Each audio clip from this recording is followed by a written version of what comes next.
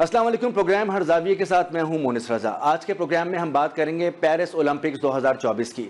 Paris Olympic 2024 का जिक्र इसलिए कर रहे हैं कि ये ओलंपिक पाकिस्तान के लिए खुशी का पैगाम लेकर आया है, और ऐसा पैगाम जिसको पूरी दुनिया ने तस्लीम किया है। जी हाँ, बात हो रही है एथलीट अरशद नदीम की। अरशद नदीम ने जेवलिन थ्रो में कारनामा कर दिखाया और ऐसा नेज़ा फेंका कि आज तक ओलंपिक की तारीख में इस खेल में इतनी दूर नेज़ा कोई खिलाड़ी नहीं फेंक पाया। और पाकिस्तान में 40 साल के बाद गोल्ड मेडल और 1992 के बाद कोई मेडल ओलंपिक का आया है। यकीनी तौर पर पाकिस्तान के लिए बहुत खुशी की बात है।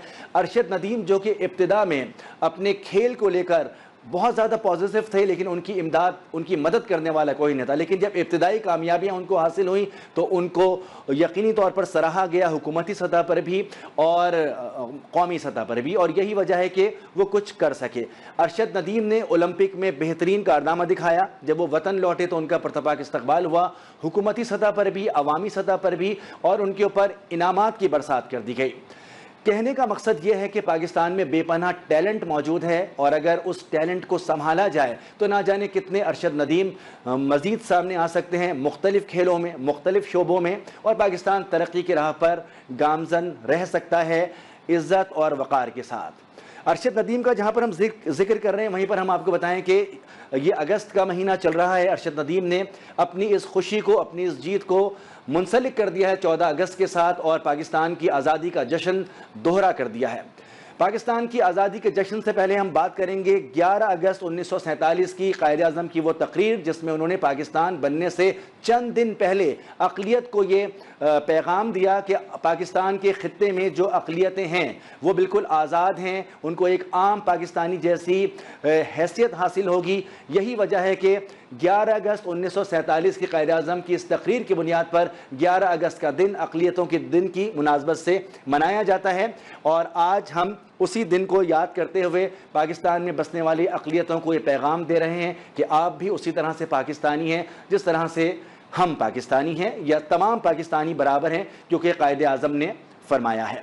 और हुकूमत पाकिस्तान की जानिब से इसके ऊपर इम्प्लीमेंट भी करवाया जाता है। जहाँ जहाँ ज़रूरत होती है अक़लियतों को उनके हुकूक दिलवाने के लिए पाकिस्तान के आइन में ये तमाम चीज़ें मौजूद हैं कि आइनी तौर पर, ये सिर्फ लफ्ज़ी बातें नहीं हैं, आइनी तौर पर अक़लियतें एक आम पाकिस्तानी के बराबर हैं। दूसरी जानिब अगर हम जिक्र करें फ़लस्तीन का, फ़लस्तीन में जो मज़ालिम ढाए जा रहे हैं, इसराइल एक ऐसा जालिम बनकर सामने आया है कि वो चाहे जितना जुल्म कर ले, जितनी बर्बरियत कर ले, उसके लिए बोलने वाले तो मौजूद हैं, लेकिन उसको रोकने वाला कोई मौजूद नहीं है। अगर उसके खिलाफ कोई बोलता है तो उन अल्फाज की कोई वैल्यू नहीं है। आखिर क्या वजह है कि इसराइल के मज़ालिम दिन ब दिन बढ़ते चले जा रहे हैं, और इतनी बड़ी तादाद में शहादतें, इतनी बड़ी तादाद में मासूम बच्चे रोज़ाना की बुनियाद पर शहीद हो रहे हैं, औरतें शहीद हो रही हैं, पूरी पूरी आबादियों को बिस्मार कर दिया गया है। और हद तो यह है कि जब ये मजलूम पनाह गुज़ीन कैंपों में आते हैं तो उन कैंपों पर भी बमबारी की जाती है।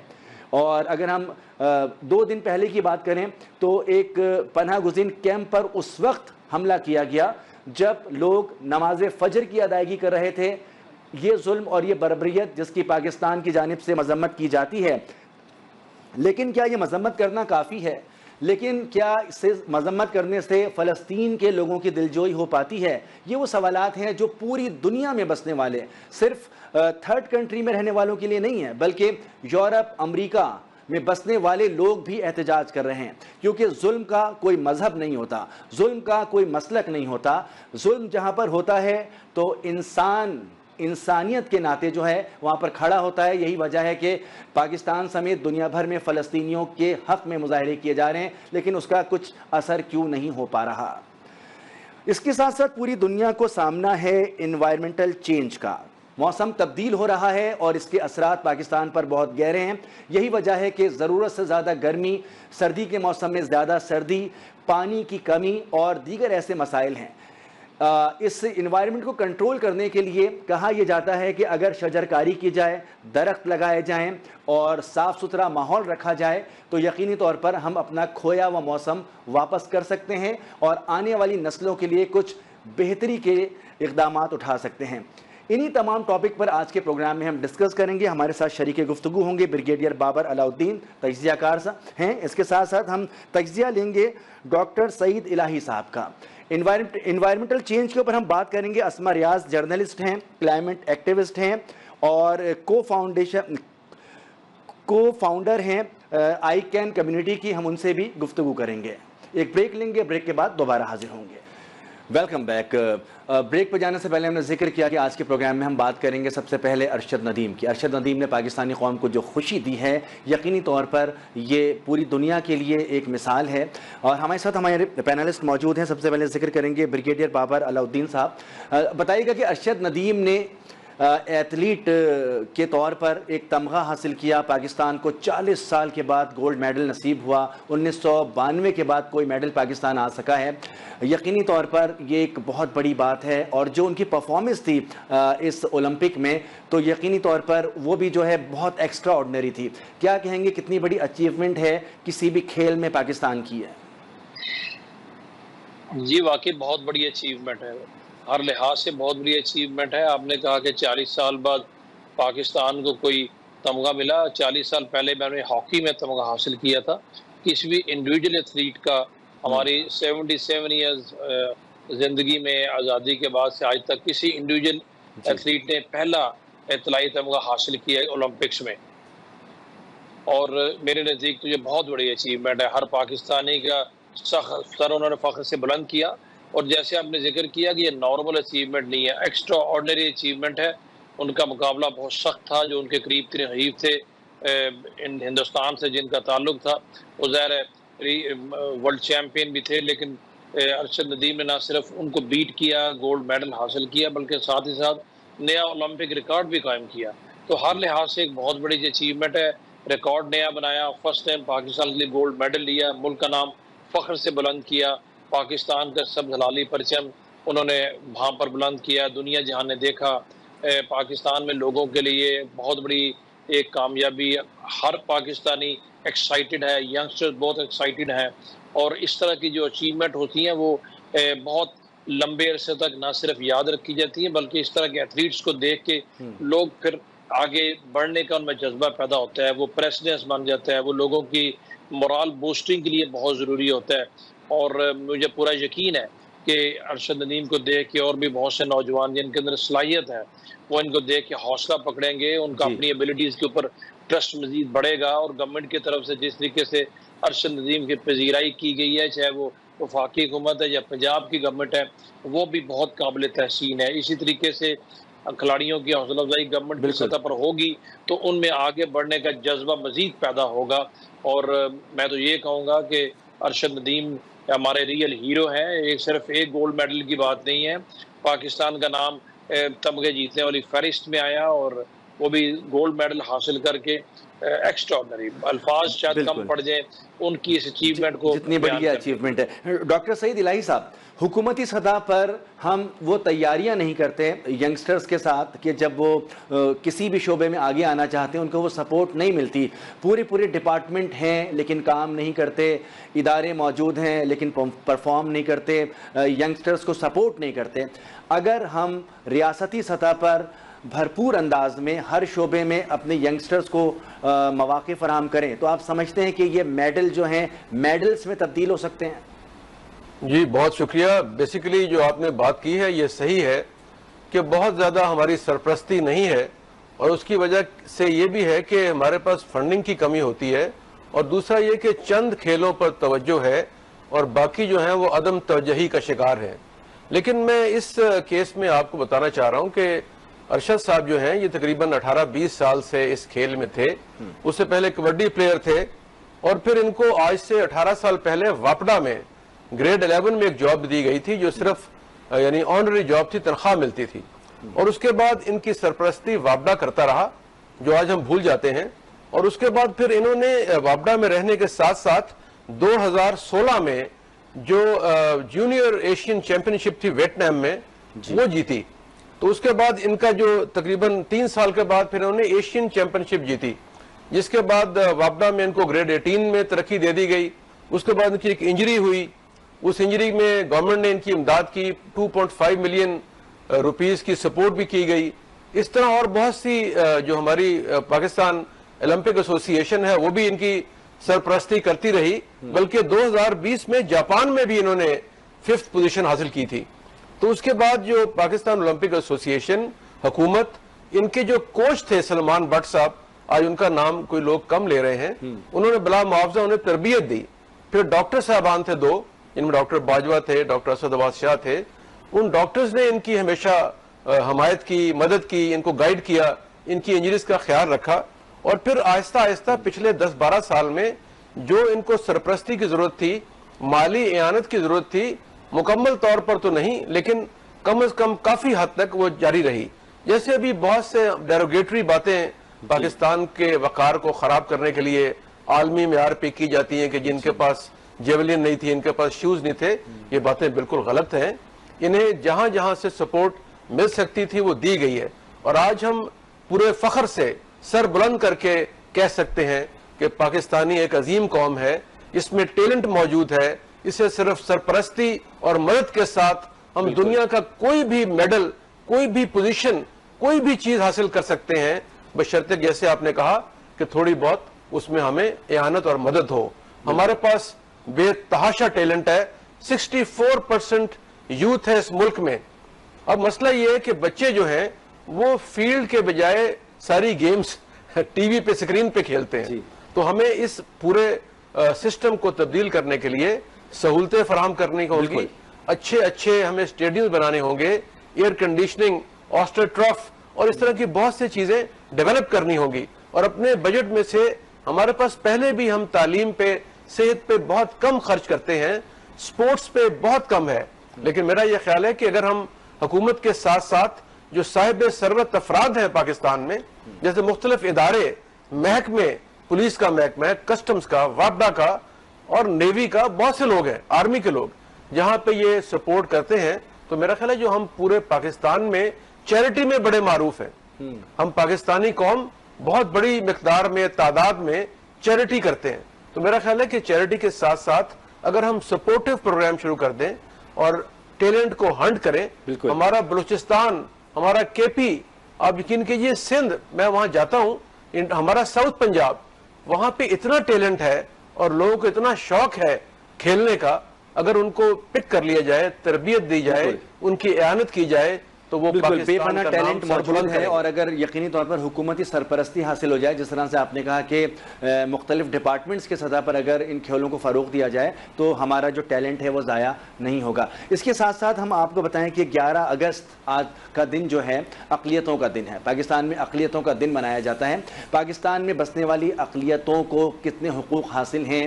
پاکستان کے آئین میں تو ان کو حقوق حاصل ہیں، کیا ان کو وہ حقوق گراؤنڈ پر بھی مل رہے ہیں؟ وہ مطمئن ہیں یا ان کے کچھ شکوے شکایت ہیں؟ تو اس پر بھی ہم اپنے پینلسٹ سے بات کر لیتے ہیں. بریگیڈیئر بابر علاء الدین صاحب، قائد اعظم نے 1947 میں 11 اگست کو ہی تقریر میں کہا تھا کہ پاکستان وجود میں آ رہا ہے، اور یہ صرف 2-3 دن پہلے کی ان کی تقریر ہے.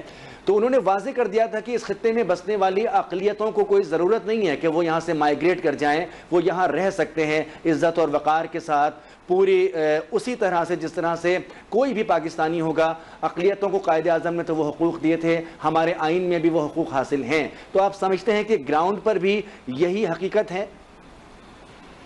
جی، اس میں کوئی شک نہیں. ہمارا آئین اقلیتوں کو برابری کے حقوق دیتا ہے، اس میں اقلیتوں کے حقوق کا تحفظ بھی ہے. اور سب سے بڑھ کے ہمارا دین، ہمارا مذہب بھی اس چیز کی تعلیم دیتا ہے، زور دیتا ہے کہ آپ کے پاس، آپ کی ریاست میں، آپ کے ملک میں بسنے والے، چاہے ان کا تعلق کسی بھی مذہب یا کسی بھی طبقے سے ہو، ان کو وہی حقوق حاصل ہیں جو کہ میجورٹی کو ہے. تو سب سے پہلے تو ہمیں سب سے بڑی موٹیویشن اپنے دین مذہب سے ملتی ہے. نبی کریم صلی اللہ علیہ وسلم کی زندگی سے آپ دیکھ لیں، انہوں نے بھی بہت سارے مواقع کو پر انہی چیزوں کا ذکر کیا. ریاست مدینہ میں اس وقت ان کے بدترین دشمن بھی رہا کرتے تھے، جن میں یہودی شامل تھے، مگر جہاں تک حقوق کی بات ہے ان کو ہمیشہ برابری کے حقوق دیے گئے. قائد اعظم کا آپ نے ذکر کیا، بانی پاکستان کی تمام تقاریر میں کہیں نہ کہیں آپ کو اس چیز کا ضرور ذکر ملتا ہے. آئین میں بھی یہ بہت واضح طور پہ بیان کیا گیا. ابھی جہاں تک اس چیز کا تعلق ہے کہ جو قانون اور آئین کے مطابق اقلیتوں کو حقوق حاصل ہے وہ آن گراؤنڈ ان کو ملتے ہیں کہ نہیں ملتے ہیں. آج اگر ہم دنیا کے مختلف ممالک کو دیکھیں، بالخصوص ساؤتھ ایشیا میں یا ڈیولپنگ کنٹریز میں جن میں پاکستان کا شمار ہے، تو میرا خیال ہے ہمارے ملک کے اندر اقلیتوں کے ساتھ جو سلوک رکھا جاتا ہے، دنیا کے بہت سارے ممالک کی نسبت یہاں پر بہت بہتر سچویشن ہے۔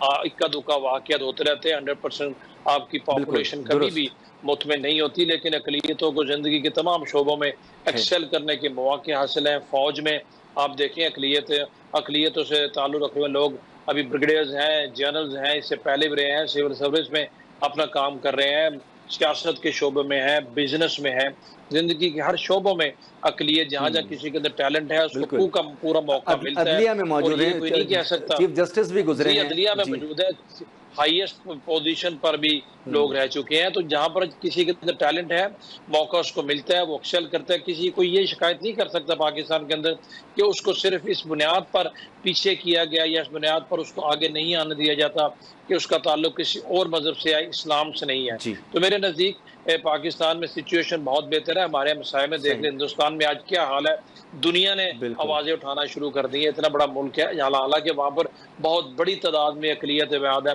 25 30 سے 26 کروڑ کے قریب وہاں پر لوگ ایسے ہیں، بلکہ آلموسٹ 30 کروڑ کے قریب جن کا تعلق ہندو مذہب کے علاوہ دوسرے مذاہب سے ہے۔ لیکن وہاں پر بہت زیادہ جو ہے ہم دیکھتے ہیں کہ وہ اکھنڈ بھارت اور خاص طور پر مسلمانوں کو ٹارگٹ کیا جاتا ہے۔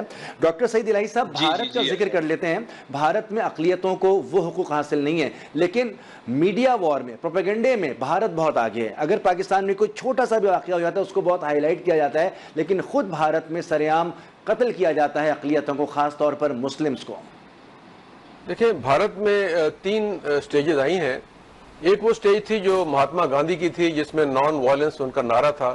پھر نہرو آئے تو انہوں نے اس کو کہا کہ مذہب کا تعلق سرکار سے نہیں ہوگا۔ لیکن مودی صاحب کے آنے کے بعد بھارت میں تباہی کا جو آغاز ہوا ہے اور جس طرح اقلیتوں کو نشانہ بنایا گیا ہے، جس طرح بابری مسجد کو شہید کیا گیا اور اس کے بعد سپریم کورٹ نے اس کی تائید کر دی اور پورا معاشرہ ایک تشدد کی نئی لہر کا شکار ہوا، کیونکہ جو تعلیمات تھیں مودی صاحب کی، ان کی پارٹی کی، وہ نفرت تھی، وہ اسلام سے نفرت تھی، وہ ہندو مخالف تمام مذاہب سے نفرت تھی۔ تو وہ نفرت جو انہوں نے جس کے بیج بوئے تھے 20 سال 30 سال پہلے، اس کا پھل وہ آج کاٹ رہے ہیں۔ آپ دیکھیں کہ امریکہ اور کینیڈا میں جو مختلف اقلیتوں کے لوگوں کو نشانہ بنایا گیا، انہیں ہلاک کیا گیا یا ہلاک کرنے کی کوشش کی گئی، جس کے نتیجے میں بھارت کے انٹیلیجنس افسران کو امریکہ کے حوالے کیا گیا۔ اور اس طرح کینیڈا میں بھی جو سکھ قتل کیے گئے، ان کے جو ملزمان ہیں ان سب کی نشاندہی بھی ہو چکی ہے۔ تو بھارت اس وقت ایک ایسا ملک بن چکا ہے جہاں کسی مذہب کا کوئی شہری محفوظ نہیں ہے۔ مسلمانوں سے لے کر عیسائی ہوں، سکھ ہوں، بدھ ہوں، ان سب کی قتل و غارت گری ہو رہی ہے، اور سب سے بڑھ کر کشمیر میں ظلم کی داستانیں رقم کی جا رہی ہیں۔ اور میں ایک قدم آگے بڑھتے ہوئے بتاؤں گا آپ کو کہ دیکھیں، سب سے پرانی جمہوریت برطانیہ کی ہے۔ ہم کہتے ہیں جناب ان کی آئینی حکومت ہے۔ پچھلے دنوں سے برطانیہ میں جو نسلی فسادات ہو رہے ہیں اور جس طرح نسلی بنیادوں پر لوگوں کے خلاف کارروائیاں کی جا رہی ہیں، لوگوں کے گھر جلا رہے ہیں، مسجدوں کو نقصان پہنچایا جا رہا ہے، معصوم بچوں کو ہلاک کیا جا رہا ہے، تو میرا خیال ہے اس لحاظ سے پاکستان اب بھی برطانیہ اور بھارت سے بہت بہتر ہے۔ یہاں پر جو اقلیتیں ہیں مسلمانوں کے علاوہ، وہ محفوظ بھی ہیں، اور یہاں پہ رہنے والے لوگ ان سے محبت بھی کرتے ہیں، ان کے ساتھ رہتے بھی ہیں، جیتے ہیں، کھاتے پیتے ہیں، کاروبار کرتے ہیں۔ تو میرا خیال ہے پاکستان میں کوئی ایسا مسئلہ درپیش نہیں ہے، لیکن اکا دکا واقعات معاشرے میں ہوتے ہیں۔ جہاں انسان ہو وہاں غلطیاں بھی ہوتی ہیں، لیکن مجموعی طور پر پاکستان اقلیتوں کے لیے ایک بہترین ملک ہے۔ بالکل، 11 اگست کا دن اقلیتوں کا دن پاکستان میں منایا جاتا ہے، اور جس طرح سے ہمارے پینلسٹ نے واضح کر دیا کہ آپ بھارت کی مثال لے لیں، آپ برطانیہ کی مثال لے لیں، جو جمہوریت کے اپنے آپ کو بہت بڑے چیمپئن کہتے ہیں، لیکن وہاں پر اقلیتوں کے ساتھ کیا ہو رہا ہے۔ اس کے برعکس پاکستان میں اقلیتوں کو وہ حقوق حاصل ہیں جو ایک عام پاکستانی کو حقوق حاصل ہیں۔ ہمارے پینلسٹ ہمارے ساتھ موجود ہیں، یہاں پر ایک بریک لیں گے، بریک کے بعد دوبارہ حاضر ہوں گے اور کسی نئے سلسلے کے ساتھ آپ سے گفتگو کریں گے۔ Welcome back. اب ہم پروگرام میں گفتگو کریں گے فلسطین کی. فلسطین، مقبوضہ فلسطین کے اوپر قبضہ کیا گیا اسرائیل کی جانب سے، اور اس کی دنیا کے جو چیمپئنز ہیں بڑے بڑے، انہوں نے اس کی حمایت کی اور ہمیشہ اس کو پروٹیکٹ کیا. آج عالم یہ ہے کہ فلسطینی جو اپنی سرزمین رکھتے ہیں، جو اپنا باقاعدہ جو ہے ایک حسب نسب اور تاریخ رکھتے ہیں، ان کو انہی کی زمین سے بے دخل کیا گیا ہے. نہ صرف بے دخل کیا گیا ہے، ان کا بے ہمانہ قتل کیا گیا ہے، ان کے گھروں کو مسمار کر دیا گیا ہے. روزانہ کی بنیاد پر سینکڑوں بچوں کو شہید کیا جاتا ہے، معصوم بچوں کو، عورتوں کو، اور اس طرح سے وہاں پر کارپٹ بمباری کی جاتی ہے کہ کوئی لحاظ نہیں رکھا جاتا. جنگ کے بھی کچھ اصول ہوتے ہیں اور وہ جنگ کے تمام اصول وہاں پر اگنور کر دیے گئے ہیں. آخر کیا وجہ ہے کہ اسرائیل کو روکنے والا کوئی نہیں ہے. اور جو لوگ آواز اٹھاتے ہیں، ایک انڈیویجول اگر آواز اٹھاتا ہے، ایک ملک اگر آواز اٹھاتا ہے، اگر ایک کوئی کمیونٹی آواز اٹھاتی ہے تو اس کے الفاظ کی کوئی ویلیو نہیں ہے. اور اسرائیل کا ساتھ دینے کے لیے سپر پاورز آ جاتی ہیں، بڑے بڑے بلاکس آ جاتے ہیں. آخر کیا وجہ ہے کہ فلسطین کے اوپر ہوتا ہوا ظلم دنیا کو نظر کیوں نہیں آتا، اور اس کو کس طرح سے روکا جا سکتا ہے؟ اسی پر بات کرتے ہیں. ہمارے پینلسٹ ہمارے ساتھ موجود ہیں، بریگیڈیئر بابر علاء الدین صاحب اور ڈاکٹر سعید الہی صاحب. بابر علاء الدین صاحب، جہاں پر ہم دیکھتے ہیں دنیا میں بڑے بڑے ظلم ہوئے، جنگیں ہوئیں، لیکن یہ بھی ایک تاریخی حقیقت ہے کہ موجودہ صورتحال جو اس وقت فلسطین میں ہے، یہ کسی نے نہیں دیکھی. اس طرح کی چیزیں سنی ضرور ہیں، لیکن ابھی جو لوگ زندہ ہیں انہوں نے اپنی زندگیوں میں اتنا بڑا ظلم، اتنی بربریت نہیں دیکھی. کیا وجہ ہے کہ یہ ظلم رک نہیں رہا؟ جی، میں تو جو غزہ میں سچویشن ہے اس کو میں جنگ نہیں کہتا. یہ قتل و غارت ہے، یہ نسل کشی ہے، یہ بہیمانہ ظلم ہے. کیونکہ جنگ جو ہوتی ہے اس میں دو ایڈورسریز ہوتے ہیں، اور آپس میں کسی کی طاقت تھوڑی زیادہ ہوگی، کسی کی کم ہوگی، لیکن پھر بھی یہ نہیں ہوتا کہ ایک کے پاس بالکل کچھ نہیں ہے اور وہ نہتے لوگ ہیں، معصوم لوگ ہیں، بے گناہ لوگ ہیں، اور دوسری سائڈ سے آپ بھرپور ایئر پاور کا استعمال کرتے ہوئے ان کے اوپر لیٹسٹ بامبنگ، لیٹسٹ ہتھیاروں کا استعمال کر کے کارپٹ بامبنگ سے آپ نہتے لوگوں کو مسلسل پچھلے 8 مہینے سے نشانہ بنا رہے ہیں. 40,000 سے زیادہ لوگ اپنی جان کی بازی ہار چکے ہیں. میرے نزدیک یہ فگرز اس سے بہت زیادہ ہیں، بیکاز ابھی تک تو انڈیپینڈنٹ ذرائع سے کوئی فگرز آ ہی نہیں سکتے، کاؤنٹنگ ہو ہی نہیں سکتی. ابھی تک تو وہاں پر بامبنگ جاری ہے. جب کبھی یہ سلسلہ رکے گا پھر پتہ چلے گا کہ کتنا بڑا ظلم فلسطینیوں کے ساتھ ہوا ہے. ابھی کل کا واقعے میں دیکھیں کہ مسجد پر انہوں نے اتنے بھاری بامبنگ کیا کہ 100 سے زیادہ نمازی شہید ہو گئے ہیں. ورشپ پلیسز کو نہیں چھوڑا، ہاسپٹلز کو نہیں چھوڑا، اسکولوں کو نہیں چھوڑا، ایون ریفیوجی کیمپس کو نہیں چھوڑا، ایڈ کانوائز کو نہیں چھوڑا. یہ ہم نے اس ریٹن ہسٹری میں اس طرح کی بدترین مثال کبھی نہیں دیکھی. ایون سیکنڈ ورلڈ وار میں، فرسٹ ورلڈ وار میں بھی اس طرح کا کسی نے دیکھا ہوگا. آپ کی یہ بات کہ دنیا کی آنکھیں بند ہے، بالکل جنگل کا قانون ہے. دنیا خاموش ہے، ہر کسی کے ویسٹڈ انٹرسٹ ہے. یہ بگ پاور جن کو ہم کہتے ہیں، چاہے وہ G20 ہے، G8 ہے، یا ایون اقوام متحدہ کے جو پرماننٹ ممبرز ہیں، آپس میں ان کی مختلف ایشوز پہ رائیولریز بھی ہوتے ہیں. کسی کی اکنامک رائیولری ہے، کسی کی ادروائز رائیولری ہے، ہیجمونی کی رائیولری ہے. اس کے اوپر ایک کرتا کچھ ہے تو دوسرا اس کی مخالفت کرتا ہے. آپ افغانستان میں دیکھ لیں، آپ عراق یمن میں دیکھ لیں، یا فار دیٹ میٹر آپ شام میں دیکھ لیں. بٹ فلسطین کی سچویشن پہ تو کوئی بولتا تک نہیں ہے. ساری کی ساری امریکہ یا برطانیہ یا کچھ یورپی ممالک تو کھل کے اس کی پشت پناہی کر ہی رہے ہیں، لیکن کچھ دنیا کے جو دوسرے بڑے ممالک ہیں وہ بھی بالکل آنکھیں بند کر کے بیٹھے ہوئے ہیں. کوئی ان کی حمایت میں نہیں بولتا ہے. ایون اسلامک بلاک کے آلموسٹ تمام کنٹریز ایکسیپٹ پاکستان یا ٹرکی کی حد تک، یا اس میں آپ سعودی عربیہ کی اگر اسٹیٹمنٹ دیکھ لیں، یا ایران، باقی تو اسلامک بلاک میں بھی کوئی آپ کو بولتا نظر نہیں آتا. ایٹ لیسٹ اس کی مذمت کرنی چاہیے، پریشر بلڈ کرنا چاہیے. دنیا خاموش ہے اور یہ سمجھتے ہیں شاید خاموش رہ کے تو وہ بچ جائیں گے. اس قانون کو اگر پریسیڈنس بن گیا جو کہ بنتا نظر آتا ہے تو کل تو پھر کوئی بھی نہیں بچے گا. فلسطینی اپنی زمین پر موجود ہیں، ان کی جو جذبہ حریت ہے اس کو شکست اسرائیل نہیں دے سکا، نہ وہ دے سکے گا. اسماعیل ہنیہ کے ساتھ کیا ہوا، ایک کے بعد ایک کو ٹارگٹ کرتے چلے جائیں. میرا خیال ہے جتنی دنیا خوفزدہ ہے، شاید فلسطین میں رہ کے اپنا سب کچھ لٹا کے فلسطین اتنے خوفزدہ نہیں ہے. پر بات یہ ہے کہ یہ سلسلہ کہاں پر جا کے رکے گا، اسرائیل کو کون روکے گا.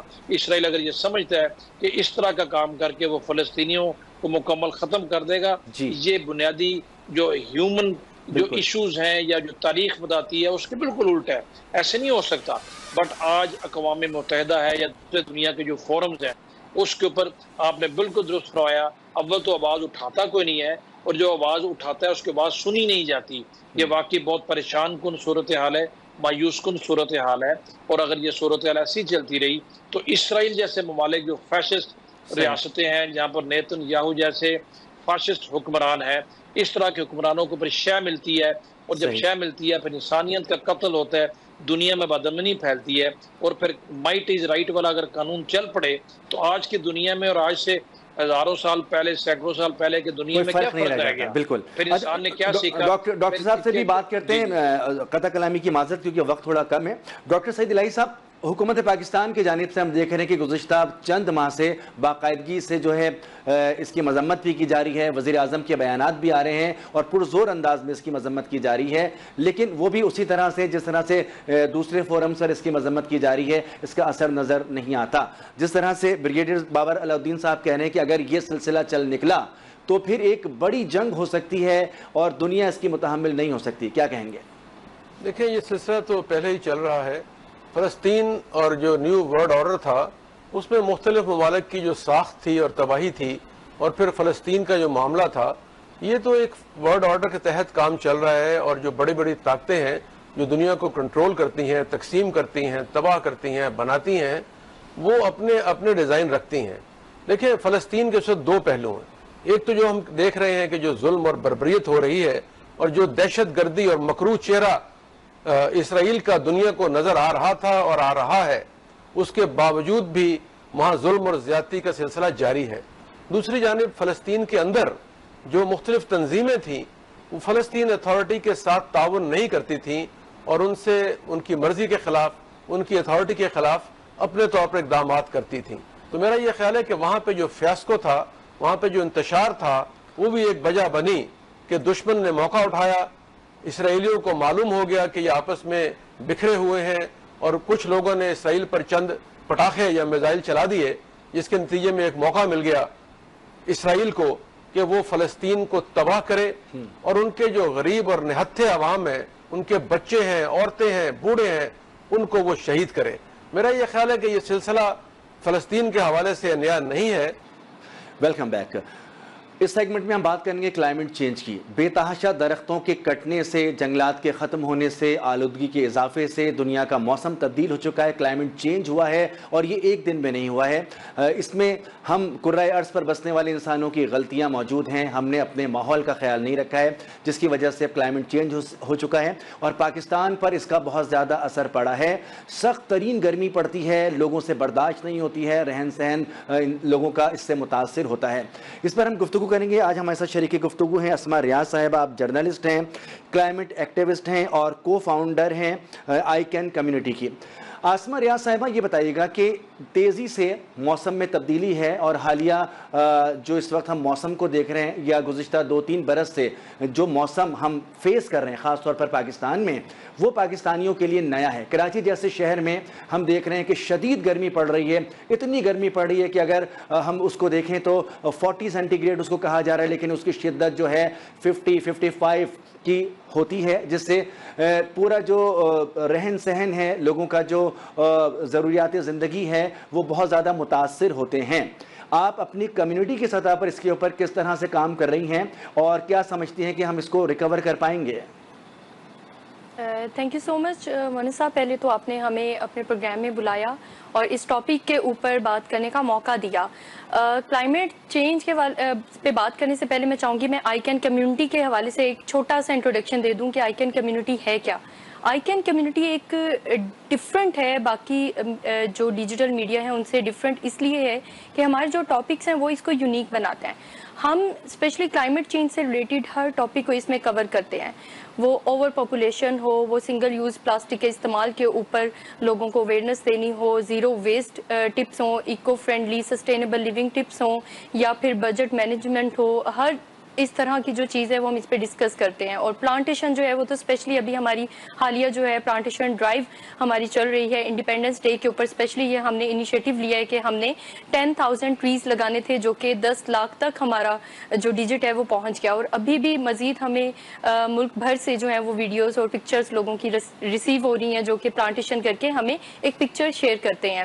تو کلائمیٹ چینج کا جو آپ نے سوال کیا کہ ٹیمپریچر ہمارا جو ہے وہ تیزی سے بڑھ رہا ہے, آپ 40 کی بات کریں, جسٹ امیجن کہ ہمارا ٹیمپریچر اگر 56 تک پہنچ جاتے تو انسانی بقا ممکن ہی نہیں ہے, انسانوں کے لیے سروائیو کرنا مشکل ہو جائے گا, اور ہماری دیگر جو جاندار ہیں ان کے لیے بڑا مشکل ہوگا. ڈیفارسٹیشن جتنی تیزی کے ساتھ ہو رہی ہے پاکستان میں, آلریڈی ایک جو بڑا چیلنج ہے وہ یہ کہ ہمارے پاس جنگلات بڑے محدود ہیں, اونلی 6% ایریا, بلکہ اس سے بھی کم آپ کہہ سکتے ہیں کہ ہمارے پاس جنگلات ہیں.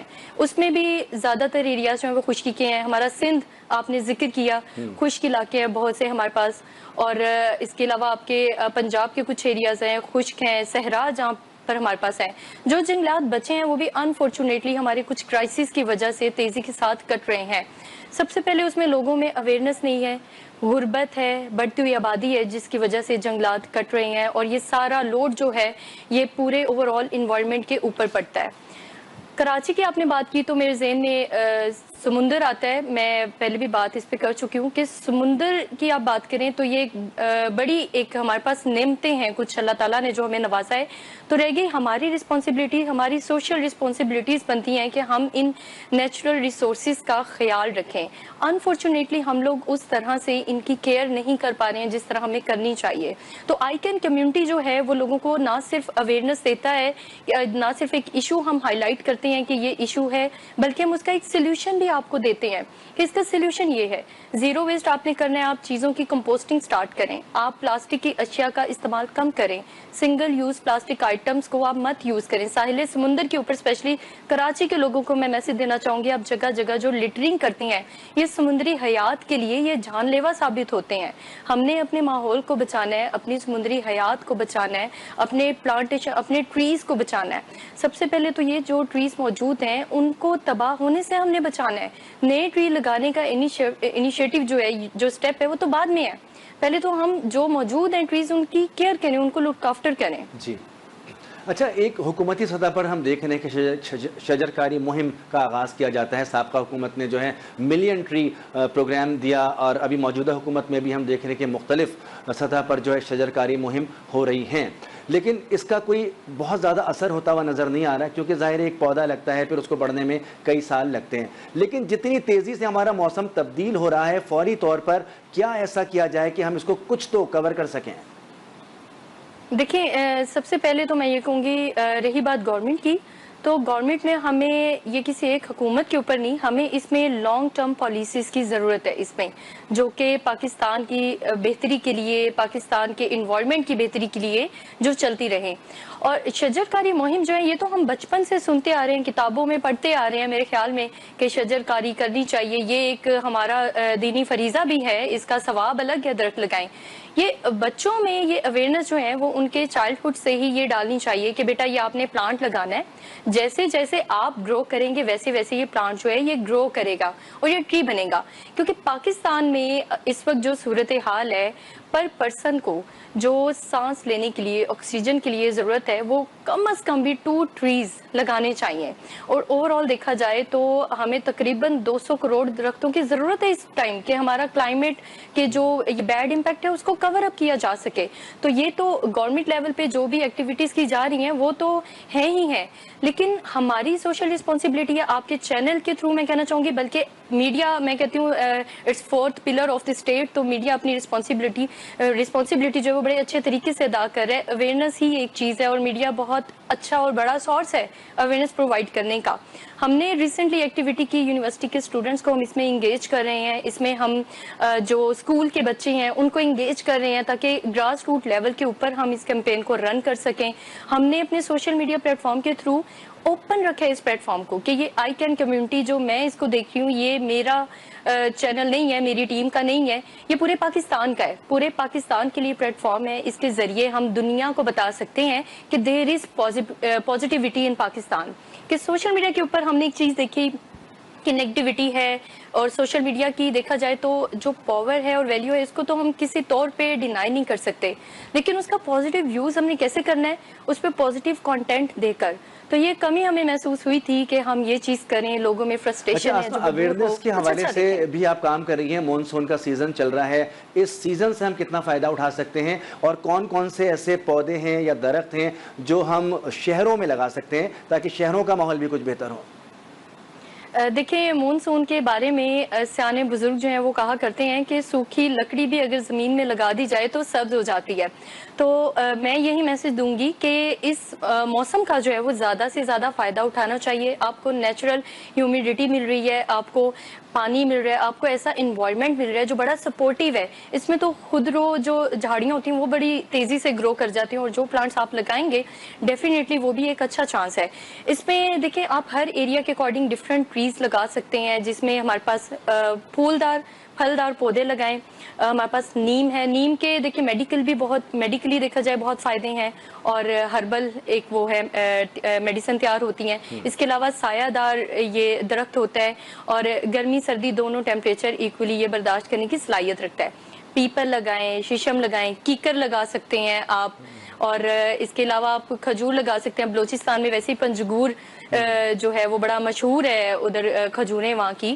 اور سندھ کی اگر بات کریں ساحل سمندر جو ہے وہ آپ کوکونٹ کے ٹریز وغیرہ لگا سکتے ہیں. اس طرح کے ان کو ہرا بھرا بنانے کے لیے مطلب ڈفرینٹ جو ایریاز ہیں ان کے انوائرمنٹ کے اکارڈنگ ہم یہ ٹریز لگا سکتے ہیں. شہتوت لگائیں آپ، پنجاب میں آم مشہور ہیں، آم لگائیں. تو ہر موسم کے اکارڈنگ یہ جو پلانٹس آپ لگائیں گے یہ گرو کریں گے. اس کے علاوہ آپ اپنے گارڈننگ بھی کر سکتے ہیں بڑے پیمانے کے اوپر. اگر آپ ٹریز نہیں لگا سکتے ہیں، آپ اپنے گھروں میں اسپیس اگر چھوٹی ہے آپ گارڈننگ کریں. اور اس کے علاوہ اگر آپ نے درخت لگانا ہو تو اپنی دیوار سے اس کا تقریباً فاصلہ اتنا رکھیں کہ وہ آپ کی دیوار کی جو بیس ہے اس کو نقصان نہ پہنچائے، اور وہ ٹری جو ہے وہ لانگ ٹرم چلے. کوئی ایسی سٹیج نہ آئے کہ اس ٹری کو کسی بھی ریزن سے وہ راستے کی کوئی ہرڈل بنے تو اسے کٹ نہ کرنا پڑے. یہ بھی ایک ریزن ہوتی ہے ڈیفارسٹریشن کی کہ آپ اس کو ٹھیک سے لگاتے نہیں ہیں. تو اس چیز کا ہم نے خیال رکھنا ہے، اور پھر اس کے بعد میں کیئر بھی کرنی ہے. یہ نہیں کہ آپ نے ایک درخت لگایا ہے اور اس کو آپ بھول گئے ہیں. اس کو بر وقت پانی دینا ہے، اس کو جو اس کی ریکوائرمنٹ ہے، اس کو کوئی کسی قسم کی اس کو کٹنگ کی ضرورت ہے اس کے پتوں کی، وہ آپ نے کرنی ہے بر وقت. بہت بہت شکریہ عاصمہ ریاض صاحبہ، جرنلسٹ ہیں، کلائمیٹ ایکٹیوسٹ ہیں، اور ایک ایکٹیویٹی کر رہی ہیں آج کل، اور کو فاؤنڈر ہیں آئی کین کمیونٹی کی. آئی کین کمیونٹی کے بارے میں وہ بتا رہی ہیں کہ وہ لوگوں کو اویئرنیس دے رہی ہیں کہ کس طرح سے ہم جو ہے کلائمیٹ کو کنٹرول کر سکتے ہیں، بگڑتے ہوئے موسم کو ہم کس طرح سے کنٹرول کر سکتے ہیں. شجرکاری مہم کے ذریعے اپنے ماحول کو صاف کرتے ہوئے چیزوں کو آگے بڑھایا جا سکتا ہے. خاص طور پر شہری ماحول کو کس طرح سے صاف ستھرا رکھا جا سکتا ہے. یقینی طور پر بدلتے ہوئے موسم کو ٹھیک کرنے کے لیے آنے والی نسلوں کے لیے اس ماحول دوست ایکٹیویٹی کو آگے بڑھانا ہوگا، اور ایسے اقدامات نہ صرف حکومتی سطح پر بلکہ ایک انفرادی طور پر بھی ایک شخص کو یہ کرنے ہوں گے کہ اگر وہ اپنے لیے اپنے گھر کے باہر جگہ ہے تو 1-2 درخت لگائے اور اس کا خیال رکھے، تو آنے والے دنوں میں موسم بہتر ہو سکتا ہے، اور اس بگڑتے ہوئے موسم سے ہم اپنے آنے والی نسلوں کو محفوظ رکھ سکتے ہیں. اجازت دیجیے، اللہ حافظ.